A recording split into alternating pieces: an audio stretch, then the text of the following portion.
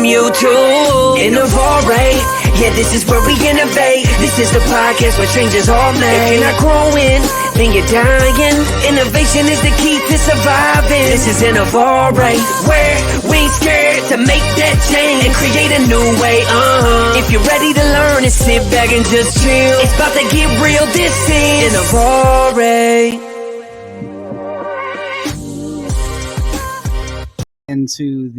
Welcome on into the Inovare Podcast. I'm still getting used to this StreamYard stuff, man. I'll tell you, I'm used to just talking when the music's playing, but I gotta add myself to the screen and do all this crazy stuff, dude. I'm gonna get there eventually, but apparently it's not today. Another week of me stumbling through whatever this thing is called, StreamYard. And today I got a great man to talk about podcasts. Maybe we'll talk about how he gets into his how he does all of his recording and stuff like that, because I know it's badass. I saw the studio and saw I guess it's his old studio now, but I saw it myself. I seen it live, and his name is Zack Babcock. From 5 years in prison to building a 6-figure business to who knows what's next. Welcome on into the Inovare Podcast, my man, Zack Babcock. What's up, my man? Dude, appreciate you having me, man. I'm excited to be here. And I just love how you open that up, just keeping it real. Like, hey, we're still figuring this tech shit out. So, we ain't figured it out today, but we're going to get it eventually, right? It ain't going to be today, man. Keeping it real. Yeah. Dude, usually, we were talking pre-show and you were like, yo, just keep my bio simple. Like, just run with it. I was like, okay. Because usually, no joke, last week I did a show and it was like 2 paragraphs, and I'm like, I can't read worth shit. Like, I'll just like me neither. So I'm like staring at the screen. I'm like, man, there's some big ass words, like PhD shit. And I'm over here like, I messed that one up. I messed that one up. So yeah. I appreciate it. I appreciate it when I just gotta read like 3 sentences or 2 sentences. That like makes my life so much easier, man. Appreciate it. Amen, dude. I'm right in the same boat with you, dude. Yeah, man. So you're out in St. Louis, which I was out in St. Louis 2 weeks ago with our guy Joey, who took me to the studio so I saw, I guess it's your old studio now. Before we get into your backstory and everything like that, but I guess you just moved studios, right? So before we get into your backstory and who you are and your podcast and everything like that, you're starting to grow and scale and you're out moving your old studio. What was that like? Moving out of your baby, basically. Yeah, dude. So it's crazy. We only been in that studio for September of 2020 to March of 2021. So 6 months. You know what I'm saying? Yeah. But it was our first brick and mortar. Underdog Empowerment started in my basement at my old house, and then we moved upstairs, and then the third spot was that studio. And now we just moved 45 minutes outside of St. Louis, and so it used to only be a 5-minute drive from my house to the office. Now it's a 45-minute drive. And so I wasn't coming in to the office anymore unless I had an in-person interview. And I was like, you know what, let's get out of here and let's get we need a place to hold live events anyways, because we'll save so much long-term. So let's just get an office space where we can host live events and have a badass studio that's 5 minutes away from my house. And so there's the story behind it. Dude, yeah. So this has been 2020, I feel has opened up a lot of different people's eyes in what an office space should look like. So as a tech organization, right, we had an office with 5, I think there was 5 desks, right? 5 or 6 desks, and people would come in and we had this big ass conference room and all this stuff, right? And we scaled down luckily in October of before everything went down, and we were like, yeah, we don't really need an office. We're here I'm here once a week, right? It's expensive. I gotta leave my house and drive through all this stuff, right? Mm-hmm. And it's understanding that you don't have to going crazy. You don't have to have it in a certain spot. You don't have to have it in a certain area. You don't have to have this crazy whatever. It needs to fit your needs, and understanding that and getting it closer to yourself, and understanding the way that your business works, the events, everything you want to get doing, and just auditing what you have. That's a big deal, man. I feel a lot of people just kind of be like, oh yeah, well I have an office and it makes sense because that's the way we've always done it, and they don't take a look at what it is that they're doing and where they want to be. They don't do that enough. Spot on, man. It's so many people don't do that.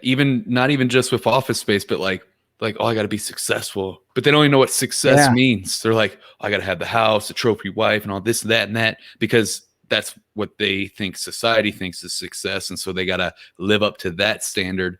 And I'm like, dude, what is success to you? What is happiness to you? What does that mean to you? Get clear on what that means to you, and then design your life around it. Right.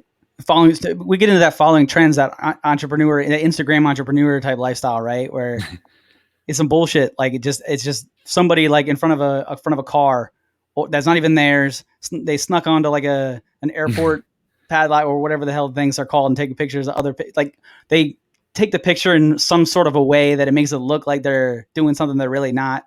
Yep. And entrepreneurs get caught up in that really easily, man. Like even big businesses get caught up in that, where like if you like in my industry, the tech industry and GovCon, you go to my competitors' websites, they all look exactly the same. Oh, wow. Same clip art, same stock photos, same verbiage. It's all the same. They get caught up in this hamster wheel, you know? So it's important, man, to know yourself, right? Know who you are and where you've been in your story, which, speaking of your story and who you are and the real Zack Babcock, right? That's like everything you preach. So who is real Zack Babcock? What is your backstory? Like, how did you get from, we talked about it in that initial sentence or two of who you are, right? That 5 years in prison, but like there's more to that story than just 5 years in prison to 6 figures, right? So what is that?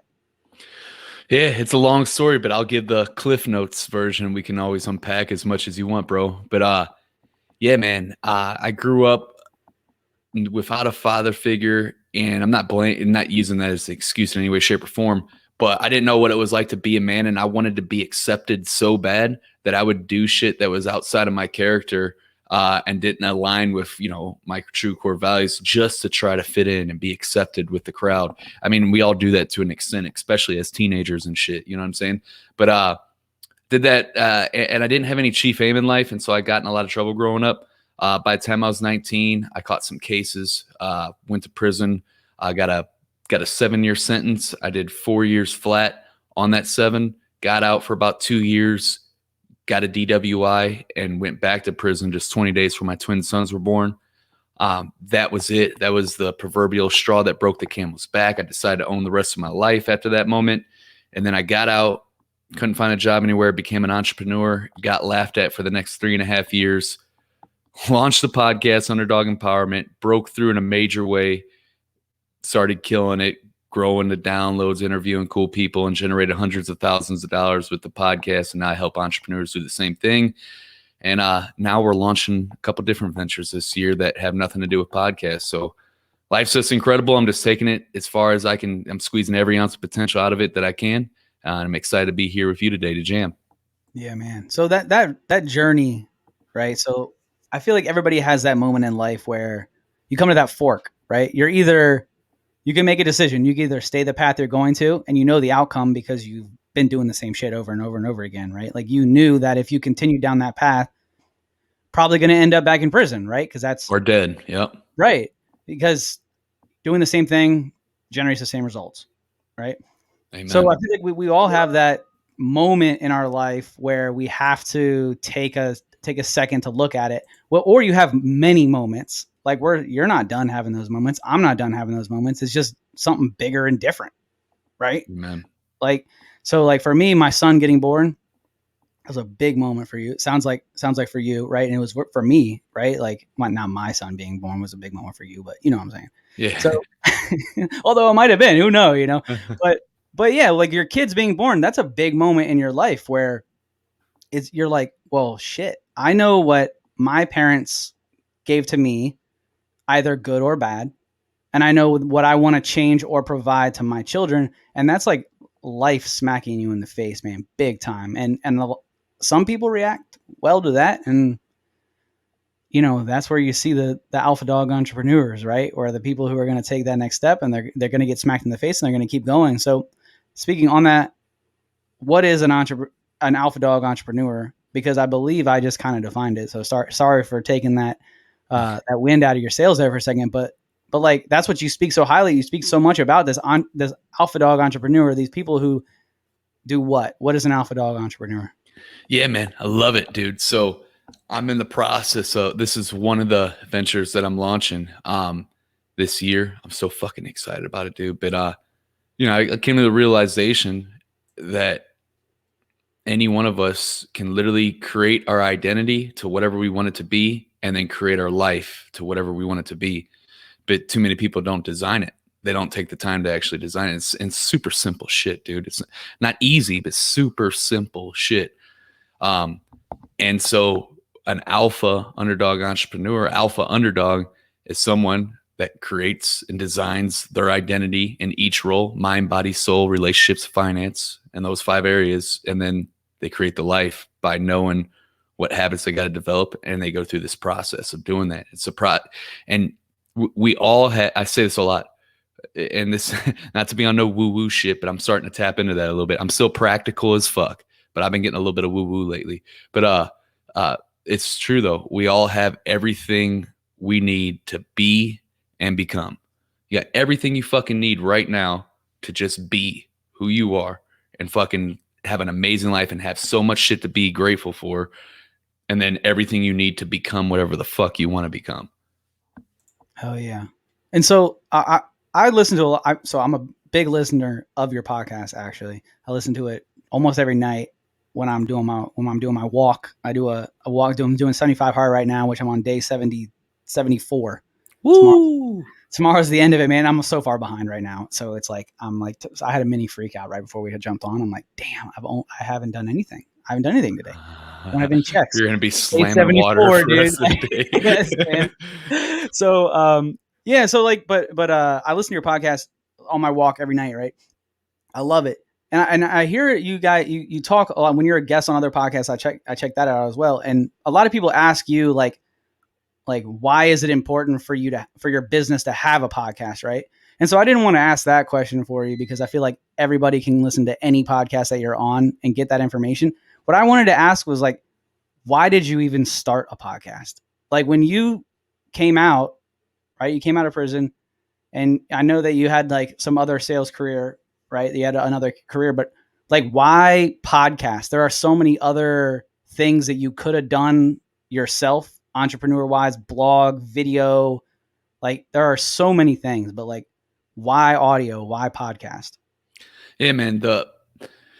Since I was a little kid, I've always had this vision of like changing the world in a dope way and like doing really, really, really big shit. I think we all do to an extent. But I've always had that vision. And then like, I've always tended to do shit like that, even when I was getting in trouble. But when I left network marketing and became like, I had this vision now, which is crazy because today something huge happened that I'll get into in just a moment. But my thing was helping people coming out of prison and stuff. It wasn't as clear back then as it is now. Now it's a 9% recidivism rate or lower in the US, which recidivism rates in the US dwarf any other country. It's crazy numbers, but and it's a clear indicator that our system it's broken and is designed to keep people in it. But anyways, so having that, when I set out to do this, Gary Vee was like the one that inspired me. I used to watch Gary V shit back in 2016 and the early part of 2017. And so I started off in this path, and I started off with YouTube was the first brand I tried built, and that tanked. If you go watch my old YouTube videos, they suck. We all got to suck in the beginning to get good, right? I'm grateful for it because that's how I was able to start talking in front of a camera. But that was that. And then nothing was breaking through. Anytime I tried to collaborate with any entrepreneur, everybody was laughing at me. Nobody was taking me serious. Like, oh man, this dude just got out of prison. Now he's trying to become an entrepreneur. This dude's a joke. That's what literally I was going through. And I was just throwing shit on the wall, trying to see what would stick. And I didn't even want to do a podcast, to be honest with you, because I prefer video. There's just more creative stuff you could do. And that was my jam. But I was like, fuck it, let's start this podcast. Because at the time, I was going through Russell Brunson's Funnel Hacks Masterclass that he had back in 2017, because I was trying to learn about marketing. And it's funny now because I make fun of that. Russell Brunson's a genius, but that Facebook group, there's a bunch of fucking lame ass motherfuckers that don't. I feel like I got to take. Anytime I go in that Facebook group, I feel like I got to go take a shower afterwards, bro. I feel dirty and slimy. It's bad, man. So many memes and people just asking rhetorical questions. Oh my gosh, yeah. Anyways, keep going. My bad, dude. No, it's all good, man. No, but I was going through this his Funnel X masterclass, and he was talking about one of the lessons. He's like, I had a client that was having a rough time of finding opportunity, was finding it hard to collaborate with people. And then he launched his podcast, and all these opportunities open up, and just open up all these networks, speaking engagements, all this stuff. And I'm like, dude, if anybody can relate to that shit, I could fucking relate. All right, fuck it. Let's start a podcast. And I did deep dive, found some YouTube videos on how to start a podcast, put it together, launched it. And that was the reason behind it. And it had, I got it ranked on day 3 by getting a bunch of reviews, and then had Billie Jean's marketing on the following week. So I went from nobody fucking with me to being able to do some cool shit in 1 week. And I was like, I'm all in after that. Yeah. And it wasn't like you started your first, I like that you admit it, and then you talk about how like the YouTube flopped. Yeah. Right. Cause like a lot of people will be like, I'm going to start a podcast, and it's going to be fucking awesome, and it's going to shoot to the moon. Right. And I guess if you work with my man, Zack, then that's a possibility. But a lot of people think that just because we start something, that everything's is going to be like honky dory. It's going to be the greatest thing ever. And, we're going to be $1 million entrepreneurs next week, and we're good. Right. There's a lot of work involved, and there's a lot of work behind the scenes. And so like, I know that you launched, but were you like practicing? Like, were you recording yourself going around before the launch, or like what was that process to launch like? Or did you just understand the marketing trends from some of the other things that you had done and apply to it to a podcast? I mean, I applied stuff that I learned about marketing to it, but really, it was just it was such a new space, because there's a lot more that you got to do to get a podcast up and launched. There's more resistance. That's why, there's less than a million active podcasts, and there's over 100 million active YouTube channels. You know what I'm saying? So, because you got to get the equipment, you got to know how to get your hosting service up, and then connect it all, get it syndicated on all these different platforms. And there's a lot more resistance to it. And so I was just like diving deep on that. And what's funny is that shit's the easy shit. It's the marketing of the podcast that really is the levers that you should focus on pulling. Because, at the end of the day, you just want a bunch of people tuned to your content. It don't matter if you got a $200 mic setup like the one I'm using right now, which is the same one that I started off with, or if you got a really expensive, couple grand invested into it, like the one I had at the studio that you've seen. What matters is the content. And so what that boils down to, I put into what I learned about marketing. It's the same shit like doing your market research. If like you find out your ideal customer avatar, who it is that you're speaking to, what it is that your product is about, what's your show about, where is it taking them, like what's the benefit. They're going to go from X, the pain point that they're in now, to Y, which is the future that they want and desire. And then your differentiator, why should they listen to you? What separates you? What differentiates you from all the other podcasts or products in your space? And so I just focused on that and was really intentional about that brand this time, because the first one with YouTube was super off, dude. It was called Win with Zack. Number one, it's cheesy as all get up. And secondly, it was Win with Zack. It was about me. It's not like a movement that people can identify with and get behind. And so this one, I was like, I need to create an identity, a movement that people can identify with and that they can get behind. And so I started asking, well, who am I? Well, I'm an ex-convict. Yeah, but I'm more than an ex-convict. I'm an entrepreneur. Yeah, but I'm an underdog. Yeah, I'm an underdog entrepreneur. And I was like, underdog advantage, underdog empowerment. And then I was like, man, I like those two. And then I pulled the Facebook group that I had that's now called Underdog Empowerment Movement.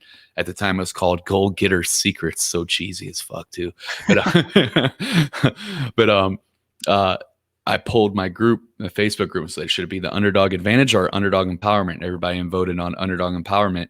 And so that's what we went with. But before that, I literally, like, if you Google the definitions, underdog, a person that, has the odds stacked against them that's likely not to make it. And then empowerment, giving up empowerment to a set group of people, and that's what the podcast represents. And then finally, and I'll shut up because I don't like to give long-winded answers, but the color scheme, I Googled the psychology of colors and I picked out red, black, and white because it matches what the whole underdog vibe, of what it represents. Red, power, aggression. White's like pure, divine, black has like the elegant, that dark side to it, and yeah, it's pretty cool. Dude, I love that you broke it down that, because a lot of people just wing it, right? Yeah. Which is fine. Like, you can wing it. That, like, getting started is definitely like, go do it. I'm a firm believer in take the first step today. You're going to fail a little bit. You're going to fall a little bit, but like, keep moving forward. Like, I'm a big believer in that. But some of the things that you just talked about, right? Like, knowing who your audience is, and not just like knowing who my audience is, but clearly defining them as like a persona or describing them, right? So like, I'm going to do something. I'm going to ask a question right now that I've heard you ask a lot of people, like, who is Underdog Empowerment for? Like, who's your audience? Yeah.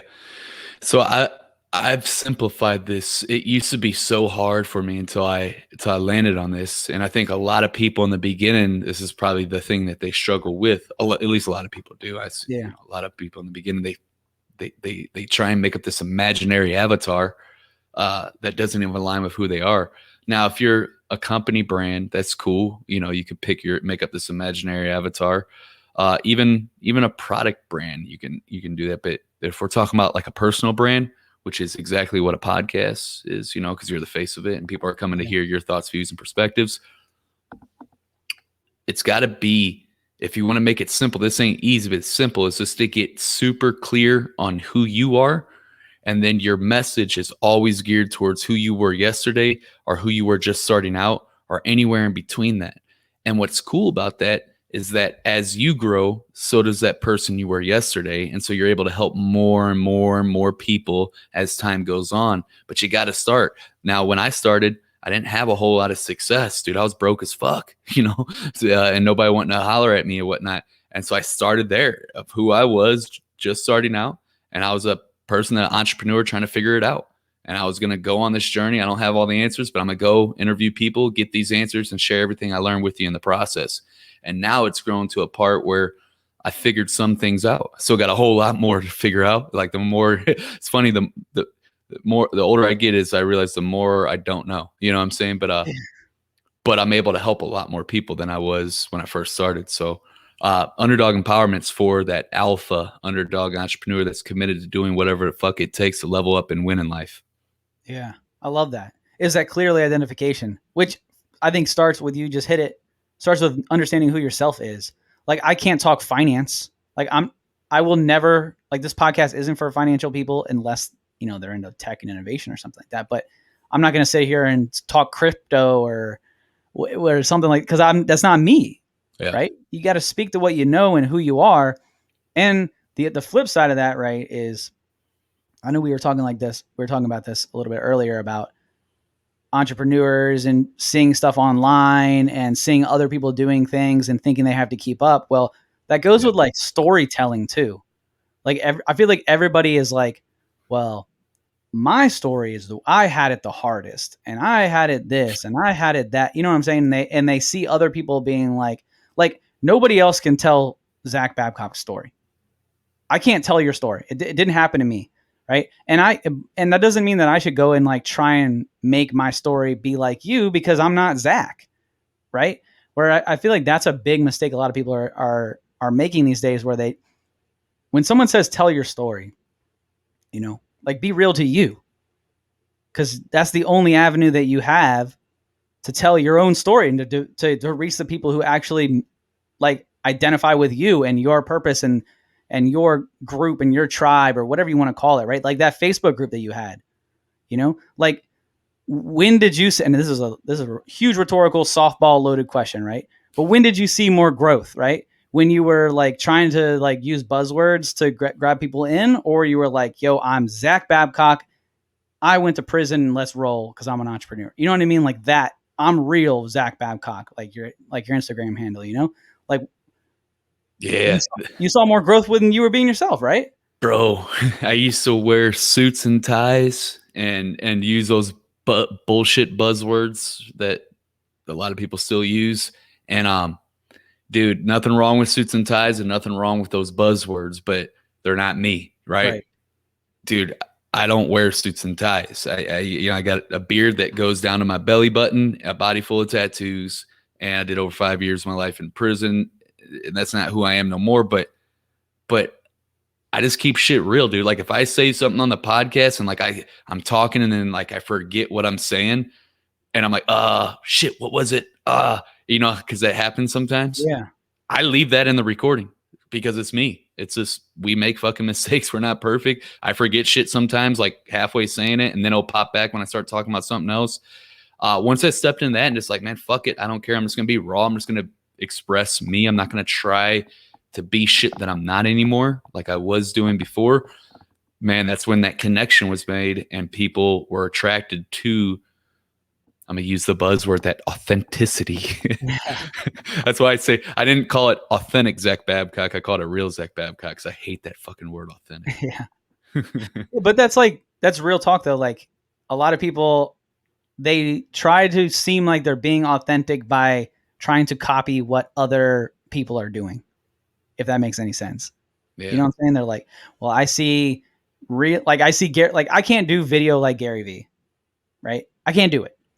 It's not because like I think I'm just as creative as Gary V. Like I'll say that. Like I have no problem saying that I think I'm creative, right? But I don't have a team of like 15 people following me around with video cameras and like doing everything that like so I can't put out the same high quality content that Gary V. So I can't pretend to be Gary V, right? But I can be Roy and do things with a phone or like be me. I can't be Andy Frisella. I can't be Zack Babcock, right? Like I'm me. And like the understanding that people can care about like your everyday life is a hard concept for people to grasp because they think that people only care about like Real Housewives type stuff. You know what I mean? But people care about your story, then they want to support people that they know, like, and can relate with. I think that's why like a lot of the reason why like you're so successful is because people relate with your story. They might not even have been to prison, but they're like, yo, I relate with that so much. Like the overcoming an obstacle, changing yourself to be a better person. Like, and you're humble about it. Like you tell this story relatable and you're like, yo, you can do this. You make the listener, the other person, the focus of the story. Like you can do this. Let's do this together. Right. Like bringing people along. And so with that, dude, like where you were talking about when you're bringing other people along, where you went from Win with Zack, the YouTube, right? I got that right. Right. Yeah. So, and then now you're interviewing world-class entrepreneurs. You got who'd you say? Billie Jean. I've seen Anna Frisella on your show. You had the dude from Profit First on your show. Like, what was your idea behind getting all these people on? Was it like, I just want to talk to them?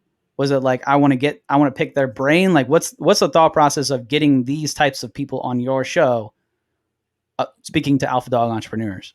The core idea was because I knew when I was coming home from prison the last time, I knew that I was going to be in my kid's life and I was going to be a good father and I was going to be happy and successful, even though I didn't really know what successful looked like other than being out of prison and in my kid's life. And so I didn't know how I was going to do that. But the only thing I did know how was that, hey, I had to change my people, places, and things. Like if I hang out with loser people and loser places doing loser shit, I'm going to get loser results. And so I started hanging out in winning places with people, with winners doing winning shit. And so the whole concept was like, dude, if I just interview people that are kicking ass and get around those people, that shit's going to rub off on me. And it did. And so I take it a step further and I went to First Forum headquarters twice and interviewed Andy. I go to sit down with Bedros Killian in person, sat down with Dan Fleischman in person, and got to travel to them with my videographer and got to see how they ran their business and what their culture was like and how they operated and how they showed up, how they greeted their guests like myself. And, that like showed me like, holy shit, like I could do this too. And like, I don't know. So that's what was the main concept behind it. And then the second piece obviously was the relationship, because I value those. I value relationships more than anything besides time and health, but relationships definitely like third. But So having that relationship with them. And then third, I knew that being able to show people that I had relationships with these people that all my audience already knows and looks up to, it's only going to raise my status and my positioning in the marketplace as well. And so I just was like, fuck it, let's go hard and do that a lot. And I did. And it was helpful in all those ways. Cause last little thing before I wrap it up, up until this point, I just recorded the final episode in our first brick and mortar studio, Wednesday. And, up until then, I've done solo episodes, but the main focus had been interviewing people that were further along than me and being able to interview them and ask them specific questions on my podcast pertaining to my situation, how I could level up, which would help my audience at the same time. That was my main focus. And, I did that for almost 3 years now, but now I'm going into solo content for like the next 90 days or so, but it's just going to be back to solo content because I've been building out like stuff that I've been doing, but I've gotten it out of my head and onto paper and into a process for a lot of it and like how I operate. And I'm going to talk about that on my show, which is something I never focused on before. But I got to that point by going back to your original question, by sitting down with those rock stars. So in doing those solo episodes, have you recorded them yet? Like, have you done any of them yet? Nope. And so, bro, I think you'll appreciate this from a system standpoint. This is March 5th, 16th? 16th, yeah. March 16th. We've got episodes queued up to mid-June. So we're like April, May, June, 3 months ahead of the game. Yeah. So I'm going to start recording these in like May. And I'll probably record like 6 all in the same day and then have a month and a half worth of stuff, or maybe record 12 and have 4 months worth of content. But yeah, that's how I usually roll with the content.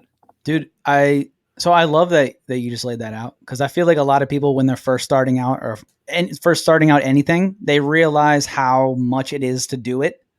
And they're like, man, that's not sustainable. Like, how can I put out a podcast a week? That means I got to record, edit, do the artwork. I got to do a live stream video. Or if you do those kind of things, right? And I got to do all that and then release it and then turn around and do it again.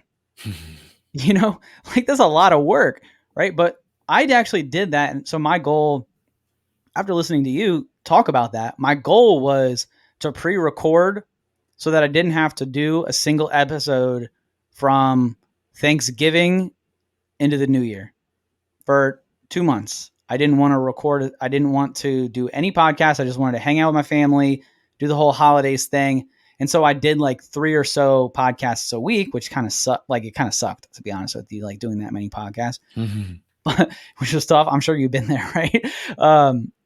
But then you take that time off. And where I see that I messed up now was that I probably should have kept recording and then done what you're doing right now, where you're like, you continually have that time off. So like, you manage your time very well, which I know is on purpose, but you're recorded through June right now. So like, how do you go? Do you plan in bunches? Like, do you plan your content like out in I do seasons where I have like a theme of the season, which season 2 right now is all about mindset. It's all about like overcoming who you were, objections, that sort of a thing. Right. And so do you plan that out? Like, how do you plan out like the next batch that you're going to go over? Like right now you're like, I'm going to do solo episodes. So like, and you're like, we just talked about 3 months ahead of that plan. I assume you have like downloadable, like what goes into that thought process of releasing that far in advance? Yeah, man. Love that. So for the most part, I'm a shoot from the hip kind of dude. Yeah. And I'm also though it's weird. It's a contradiction, but I'm also very process orientated and detail orientated. And, so, for all of 2020, and most of 2021, it's been shoot from the hip. Hey, just bring on guests, because it's so much fucking easier to interview someone than it is to create solo content, because you got to plan the topics, your bullet points, or what point you're driving home, versus, guests. You could literally just hit record and have a conversation with them and ask them questions and figure out what they're passionate about and just keep on talking about that and be genuinely curious about them. So it's so much easier, in my opinion, to do guest interviews. And that's what I did all of 2020. Because in 2019, 2019 was a huge focus on my own podcast and growing the fuck out of it. And then 2020 was a huge focus on the business and growing the fuck out of it and helping in our businesses, helping people kill it with podcasts. So I was focused on our clients and shit. And so my podcast still grew, but it wasn't like I was like actively I was just putting out episodes. I wasn't like going on other podcasts a lot like I was in 2019 and doing all the other shit to grow it. And so now it's like different seasons, right? And so I have stuff on the podcast. Like I love what you're doing where, you have stuff dialed in for mindset and you have stuff of overcoming shit or whatnot. That's really cool. And what I found is your audience loves that type of shit. Like, so for an example, episode 166, 167, and 168 on Underdog Empowerment, that was back in 2019. I did a series like that specifically on YouTube. I interviewed my YouTube coach, Nick Nimmin. He has over 750,000 subscribers. I watched him go from 10,000 in a couple of years. He's a real deal. Had him. He's just giving us all nuggets. And then I had another episode after that where I did a case study on how I published one video on YouTube, and it was making anywhere from $80 to $210 a month for over a year straight off of just one video from the ad revenue from YouTube and the affiliate marketing links that I had in the video that I promoted. And then I interviewed Phil Starkovich, the owner of TubeBuddy, which is a tool that I use that helps me rank my videos on YouTube. So that was such a deep dive on one topic, showing people how to grow and monetize their YouTube channel. And my audience fucking loved it whenever I did shit like that. So like my thought process, like for a while, I just been in shoot from the hip mode, but now we're going to go into really planned, strategically thought out content. And it's geared towards Alpha Underdog, which is a new brand that I'm launching later this year. Told you I've been getting all these stuff that I've been doing throughout my life out of my head and into form and like documented and stuff. And then I'm going to be going through those as episodes on the show. And then they're also going to be turned into a book. And I'm going to go through Scribe Media when the time comes. It's probably going to be like 2 years out from now, but I'm going to pay the $100,000 and get a New York Times best-selling book through all this. So it's going to be something. It's going to be some big shit. I'm just doing it the right way by doing it myself first and knowing this shit's concrete and then putting it out there and helping other people do it and then fucking launching it with a fucking bang. So all that you just talked about right there, and I'm gonna pick pieces out of it and push you on it, is you said that, and I've heard you say this a bunch, whereas you got to get stuff out of your head. You have this thought process in your mind where I've heard you say that you're you build culture, right? But you're a process. You might not realize this, but you understand processes really well. Like, and I've heard you speak with other people about processes and your understanding, even when we had a conversation prior to, and you were like, I'm not a process guy, but here's what I got. And you have process maps and flows and charts and like all this other stuff, right? Which I assume that you knew that was a weakness or weaker than your strength. And so you went in on it. That's my assumption of seeing somebody from the outside, seeing somebody who has a self-described weakness in an area, but then seeing how strong they are on it. So like, how did you attack your weaknesses when building everything that you just talked about? Like the podcast, the future book, the company, the everything, right? Like there are a lot that goes into that, more than just hitting record on a podcast and growing culture, right? There's a lot of processes, systems, things in place that have to support this and going on, right? So like, how did you go through that yourself, knowing that you're not as, I'm going to say that in quotes, you're not as strong in processes? Cause I think you're really strong in processes. Appreciate that, man. How that happened, dude. It's the bullshit story or the truth that we're telling ourselves. Whatever you tell yourself, like if you say, I can't do this, then you can't. And it sounds so simple, but it's the truth, man. And so out of necessity, I had to quit telling myself that I sucked at systems and processes. And and if I'm being honest, sometimes I actually even enjoy them. I know that I enjoy visionary shit way more than integrator shit all day long, but there's some integrator shit that I still do, but now we got Paul, who's fucking amazing and doing all the integration stuff, which, you know, if I needed to, I read the book Rocket Fuel by Gino Wickman. It's a really good book. I think I'm one of those rare individuals that could do both, because it talks about there are people that can be a visionary and integrator, but I think I'd be doing our mission a disservice if I try to do both. Like, I think I can give my best contribution to our mission as a whole by focusing on visionary shit. But yeah, man, it was this, it was out of that necessity, you know, starting from just me building the business, getting it going till we were able to bring on team members. I had to develop some type of systems like the podcasting and shit to be able to do it. Cause before we had a team that produces our podcasts, it was me. And you know, you've done it yourself. You know how much goes into a pod. It's not fucking little, like, you got to edit that deal, throw the Apple tags on it, write the show notes, upload it to your hosting service provider, put your show notes on your WordPress website if you got that, create the marketing assets. Like, there's a lot of shit that you could even go on deeper than that. There's a lot of shit that goes into it. And so being able to have a system in place where dude, I tested out when I was doing it myself, putting out 5 podcasts a week before, you know what I'm saying? Wow. Yeah. Like, and I was doing that shit by myself, plus on social media by myself, plus handling calls with people, but like doing that shit. I had to have systems in place, or else I'd have been, it'd have been even worse than what it was. So you just said that you put out 5. So why did you move from 5 a week to, you do 1 a week now, right? Every Monday? Yeah, I figured, I found out through all of this different testing that I did that 1 a week's perfect for my audience, because it's not too much. It's once a week. It's on the same day every single week. Like, we've never missed a Monday upload since 2018 when we launched. Every single Monday, same time, 3 a.m. It comes at Central Time. It comes out. And I found that 1 a week, it's not too much. And it's actually, for me, my downloads are better when I put out less. It's weird from my testing. I'm like, damn, because then people start getting burnt out. But if it's just once a week, people will keep up on it. You know what I'm saying? So, but that's not the same with everybody. Some people perform better when they do it every single day or twice a week. It's something that you do got to play around with and see how your audience responds to it. Yeah, I was doing once. So I still do. I went back to doing once a week. So I did twice a week for a little while, and the numbers went up, and I was getting like really positive feedback from it. And I was doing a guest that released on Mondays. So like this podcast that we're listening to right now will release on Monday.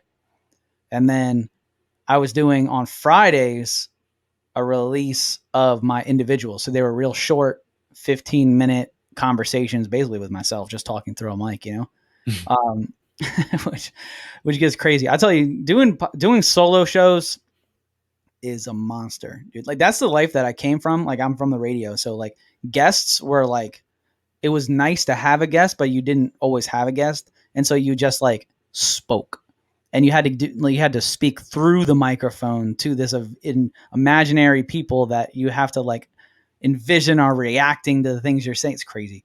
But like, I was interested because you said 5 a week. I'm like, damn, like that's a crazy change to go from every day to Monday. So you ran like what? You just tested it and watched the numbers and. Bro, I did 1 week where I did all 7 days. I've tested with every variation you could probably think of. I've never done 2 in 1 day. Oh wait, no, yeah, I have in the very beginning. I released with 3 of them right out the gate. But yeah, I've done every variation though, like once a week, twice, 3 times, all the way up to 7. But what I found though is this once a week is perfect for my audience. Nice. So I got 2 questions before we call this a jump. So my first question is for somebody who's starting out their podcast right now. Don't even have a podcast. Don't know how to get started. Maybe they're an individual or a business, doesn't matter, but they're like, you know what? I heard Zack. I want a podcast, but they don't know how to start. What would you say to them? All right. I'm going to give you the sexy shit first, and then I'm going to give you the most important, boring shit last. The shit that I say last is what I really want you to remember. You can get your podcast ranked on Apple by getting a bunch of written reviews in a short period of time. So if you get like 15 written reviews in like a couple hours, you got a good chance of getting ranked on Apple. So that helps with positioning and leveraging and being able to say that you're a top rated podcaster when you're inviting big name guests on your show and getting people excited about it. You grow your podcast a bunch of different ways, but the 80-20, just go on other podcasts that are similar to yours that has an audience. Just get in front of audiences and plug your podcasts. That's how you grow it. You interview celebrities and big name guests by asking them, sliding into their DMs. Simple, right?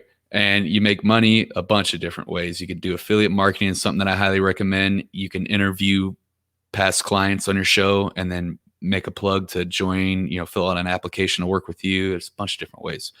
So that's the fun and sexy and exciting shit. It's all super, super simple. The most important is to get clear on your marketing message. I call it the 4 W's. Go to my fucking YouTube channel. I think it's the featured video on my YouTube channel. It's the 4 keys to long-term podcasting success, I think is the name of the video. But what is your podcast about? Say it in 1 sentence or less. Who is it for?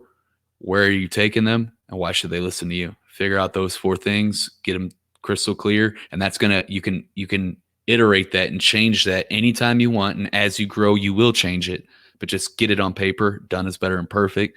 And then just fucking launch it. You could type in how to launch a podcast on YouTube. You might see my playlist that's up on there, or you might see Pat Flynn's playlist on there, or somebody else's. There's plenty of them up there that work, and they show you the tech side of it. Just fucking follow what they tell you. Get your podcast launched. Boom. Now you got a show.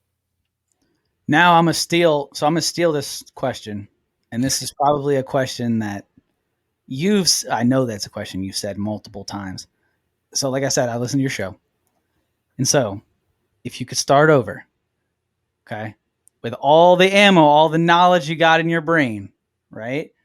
Everything that you know now, what would you tell yourself starting over as an underdog entrepreneur? Did I get that question right? Yeah, man. So this answer for me changes as I grow, right? Right now, the answer is quit telling yourself bullshit lies, the stories. I told myself that I had to work 16 hours a day and get my business to a certain point before I could start, focusing on my health and my family. I let that shit go, my relationships, and it was bullshit. And beginning of January this year, we're not even at a 7-figure business yet. And what's crazy is the beginning of this year in January, I said, I'm just going to work 12 to 4 Monday through Friday. And that's it. That's it. I haven't even been doing that much, dude, because I don't even work on Fridays anymore. I go out to the woods and shit. And so I'm working 16-hour weeks right now, and the business is growing faster than it's ever have. Now, granted, I do have a team in place, and we keep on figuring out ways to remove me from the business and figuring out how the business can run and operate completely without me. So maybe you might have to hustle to a certain point. I don't know. But I think your life is better off balanced, and actually, health is more important than business at the end of the day. Relationships to me is more important than business at the end of the day. Now, business is important. It's super important because you need money to do shit, right? So I don't know. I'll just tell myself to quit telling yourself bullshit lies, because whatever you tell yourself, like last thing, I used to tell myself my whole life I can't dance, and I never could dance. But now I'm telling myself I just haven't taken enough time to learn how to dance, and I'm going to sign up for dancing classes, and I'm going to start dancing with my daughters and my wife. It's because I fucking want to, just because. But it's all about what you tell yourself. Amen, dude. I love that. Yeah, I stole that question from you. For those of you listening, that's Zach's question that he asks every show.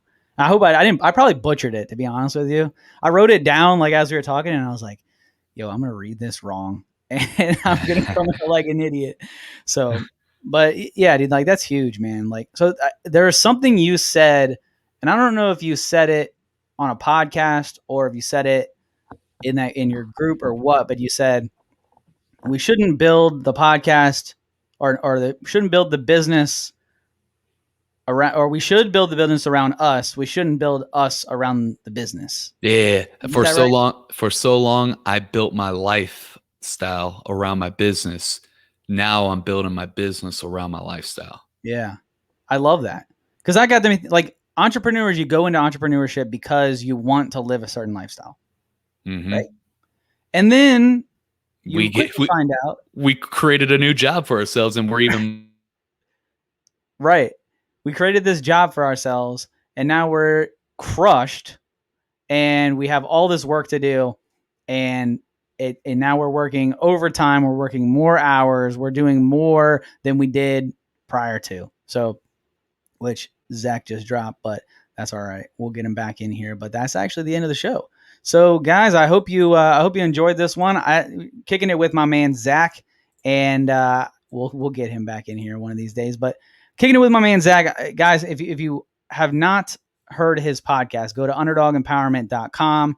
Okay, his podcast is awesome. Like I said, it's one of my nightly listens. It's one of my favorite podcasts out right now. I listen to that a ton. So go listen to that podcast. Leave him a review.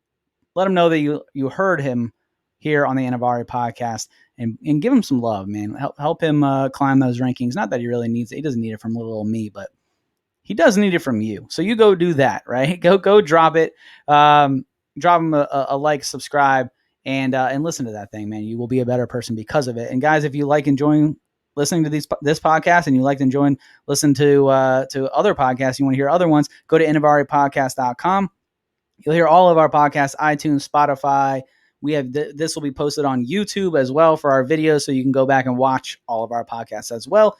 And if you want to get more information on some of the things we talked about today, and we talked about all season of getting 1% better, go to InovarePodcast.com, click download your free guide to getting 1% better. That is available at InovarePodcast.com. Also, guys, if you're an entrepreneur and you're out there hanging out and you want to get you want your podcast, like, man, I want to get my podcast ranked. I want to do all that stuff. Go check out my man Zack. Go to underdogempowerment.com. I'll let him say that actually here in a second. But if you want to talk about systems and processes, and you want to talk about all the guts and the stuff that we talked about some on this podcast, hit me up. Go to InovarePodcast.com, fill out that contact form, and let's chat about your systems and your process. I'm going to bring Zack up again one more time just to be like, yo, Zack, first off, the internet, my man. Like, I know that we're not in person, but bro, it wasn't even the internet. I was hanging on for dear life. It was my fault. My charger was over here. I'm in the kitchen at my house, right? Because we just moved out of our old studio. And I was like, it's on 1%. I was like, oh shit. I was like, it's gonna if we're wrapping up, it's the last question. We're good. And then it died. So that was my fault. Take full responsibility. No, you're good, man. I've been there, dude. So how can people reach you? How can people get a hold of Mr. Zack Babcock? Yeah, dude. Appreciate you for asking. Definitely go to underdogempowerment.com. That's got the podcast right on the front page if you want to go listen to that. Underdog Empowerment's on pretty much any platform that you listen to podcasts on. And it's got all my social medias there if you want to connect with me. Definitely go to underdogempowerment.com. If you need any help with podcasting, go to podcastpowertrain.com, and all the info's there as well. Either way, hope to see you over there. Dude, and thanks for having me. This was a blast for real, man. Well, I appreciate it, dude. I've been meaning to get you on for a while, so I appreciate you hopping on, man. And sorry that it took me so long. Dude, no worries. It was that for sure. But dude, thank you so much, man. Like I said, I appreciate all that you've done for me with this podcast. So everybody listening, a lot of the stuff that you hear and see is from Zack and then Tony Watley, which we had on the show prior to. Like y'all too. I'm monkey see, monkey do over here, man. Like I see your stuff, I'm like, damn. Like when y'all listen to my intro and then you go listen to Zack's intro, you'll be like, that's where he got his intro from our dude Joey. So yeah, I appreciate everything you're doing, man. I appreciate just who you are and what you do, and keep it up, man. I really appreciate it. Likewise, right back at you, man. Thank you for having me. Yeah, man. All right, guys. Well, I hope you enjoyed it. Hope you enjoyed the show. And until next time, guys, see ya.